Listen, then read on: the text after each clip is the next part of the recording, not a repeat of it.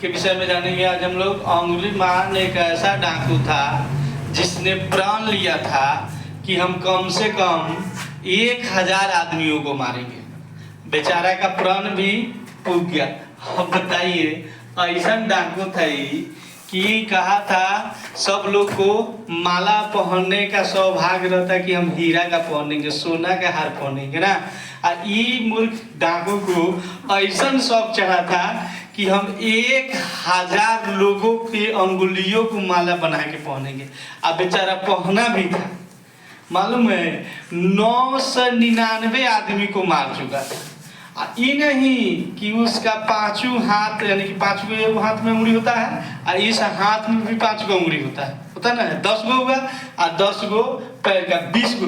ये नहीं कि मार के 20 सब उंगली को पहनने, ऐसा नहीं सोचता था। वो एक आदमी को मारता था, उसका एक उंगली काट लेता था, एक उंगली काट लेता था और एक ही उंगली को उसमें आला में गूंथ लेता था और उसे पहन लेता था।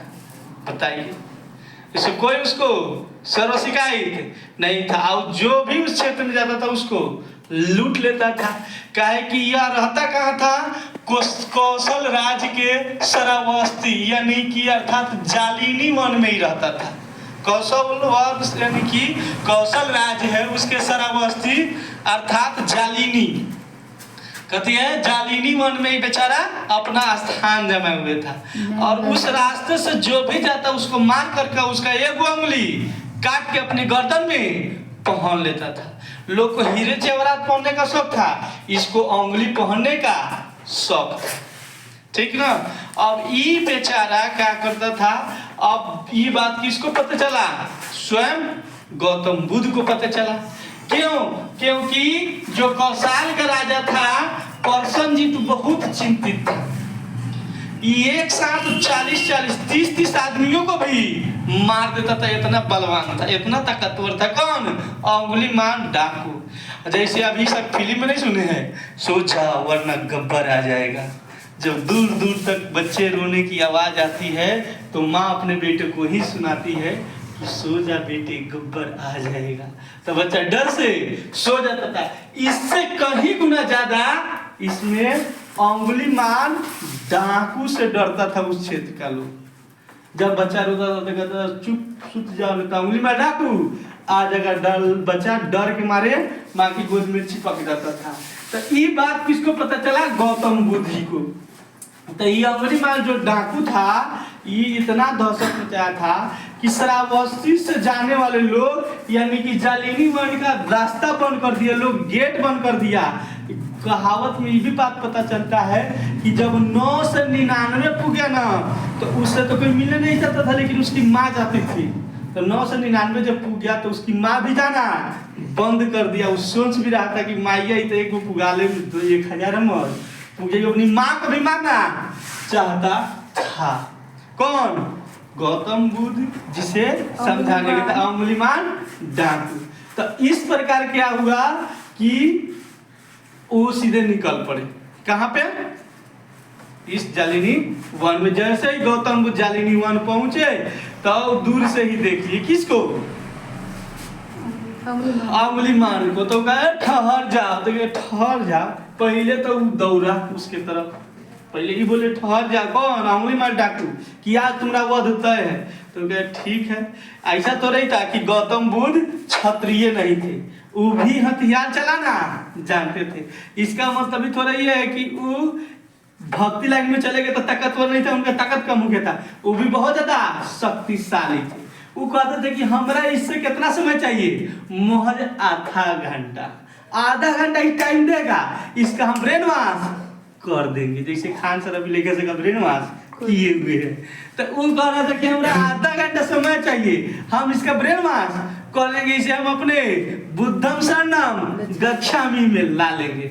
तब जैसे ही देखा तब अंगुलीमान यानी कि ढाल रखा था, तलवार रखा था, लगा रखे थे गौतम बुद्ध को।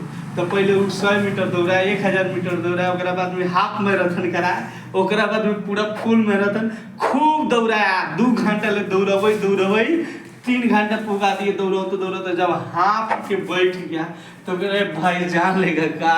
अंगुली मान डाकू दौड़ते दौड़ते क्या हो गए, हार गए, थक गए। तो अभी तो रुक जाओ। तो अब कहे कि हाँ ये बात हुआ कायदे का। जब वो थक हार के बैठ गया तब ये समझाए उनको। तो उनको तो आधा घंटा का समय चाहिए था। आज जैसे ही अपन ज्ञान उसको दिए तब बुद्धम शरणम गच्छामि, बुद्धम शरणम गच्छामि। अभी भी बुद्ध के शरण में चले आया। अब बुद्ध के शरण में चले आया। बुद्ध समझा उनको कि देखो इस संसार मोह माया है, तुम ये क्या कर रहे हो। हमको पता चला कि तुम अपनी माँ को भी मार करते कि हाँ सही बात बोले हैं। अगर मेरी माँ भी मेरे सामने आती तो उसको भी मैं मार करके देख लीजिए। मेरे पास ये 999 आदमियों का क्या है, अंगुली है। अंगुली काट के ही पहने हुए है। तब का किए कि देखिए ये तो गलत बात है। तब अंततः क्या हुआ कि वो अपना पूरा अंगुली का जो गुच्छा था बुद्धम शरणम जब गच्छामि हो गया तब उनके चरण में रहकर उनको गोड़ लग लिया। कौन, अंगुली माल डाकू गोड़ लग लिया। तब ये बात ले करके गौतम बुद्ध कहे कि चलिए। जब ज्ञान देने के बाद पता चला तो बुद्ध आगे आगे, अंगुली माल डाकू पीछे पीछे। तो बौद्ध धर्म में सबसे पहले अपनाने का जब शिष्य बनाए इनको तो उनका मुंडन करवा दिए। मुंडन कर माथा उथा छिड़वा दिए एकदम। तो लोग थोड़े चिन्हेगा कि अंगुली माल डाकू कौन है। अब बुद्ध अब ओकरा के घुमा रहा है चारों तरफ। आ सब जगह जाना के घुमा रहा था। ओकरो घर के आसपास कह रहा था कि जाओ भिक्षा मांगो। सब तरह से भिक्षा मांगवा के ला रहा था। एक बार के बात है कि किसी का बेटा मरा हुआ था ना, किसी का कुछ मरा हुआ था। तो जाकर हर कोई किसको बात अपने बताता था कि राजा को देखिए कि मेरा बेटा खोया अभी तक नहीं मिला है। तब प्रसन्नजीत बेचारा हैरान होकर कहे बुद्ध के शरण में चलते हैं ना, वही ना ज्ञान देंगे। तब बुद्ध के शरण में गए। तब कहे कि हे भगवान बताइए कौन प्रसन्नजीत कि अब इसका उपाय क्या है कि वो तो मरिए नहीं रहा। 40 को भेजता हूँ तो एक साथ मार देता है।